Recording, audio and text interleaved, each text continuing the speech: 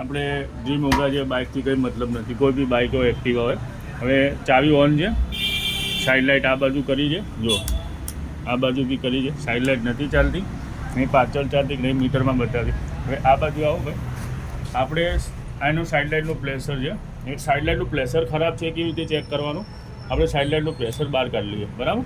એને અહીં મૂકી દઈએ, એક વારનો ટુકડો લઈ લેવાનો છે, આવી રીતે બાજુ છોડી દેવાનો, કેપ કાઢી નાખવાનો. હવે આને સામે સામે બે સાઈડ લગાવવાનું, આવી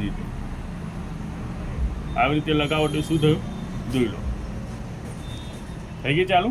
આ બંધ કરું તો બંધ થઈ જાય, આ બાજુ બી થઈ ગઈ ચાલુ.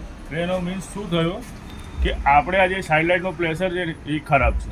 આપણે નવું તોડીએ અને પછી સાઇડ લાઇટનું પ્રેશર બહાર એમને મુકાઈ જાય કરતાં ડાયરેક્ટ વાર ભરાઈને ચેક કરી શકીએ કે ભાઈ સાઇડ લાઇટનું પ્રેશર જ ખરાબ છે, એટલે નવું તૂટે નહીં. આપણે હવે સીધું નવું લગાવી દેવાનું, એટલે વારિંગમાં બી તકલીફ નથી, સમજી જવાનું. ઓકે, જો હવે આને બહાર કાઢ લો, જો સાઇડ લાઇટ બંધ, એટલે સીધું લઈને સાઇડ લાઇટનું પ્રેશર લગાવી દેવાનું.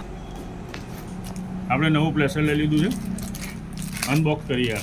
આપણે માટે અનબોક્સ જ કહેવાય, બરાબર. સાઇડ લાઇટનું પ્રેશર લગાવી દઈએ. જુઓ, આપણે ડાયરેક્ટ લગાવ્યું તો લબક ઝબક નથી થતી, આપણે ગુજરાતી ભાષામાં લપઝપ નથી થતી. આ પ્રેશર લગાવવાનું કારણ એ છે કે વોબલિંગ થાય, બંધ ચાલુ થાય. તો આ બાજુ બી ચાલુ, બરાબર. તમે વિડીયો જોશો તો મને મજા આવશે નવા વિડીયો બનાવવા. અને લાઈક કરો અને સબસ્ક્રાઈબ કરો.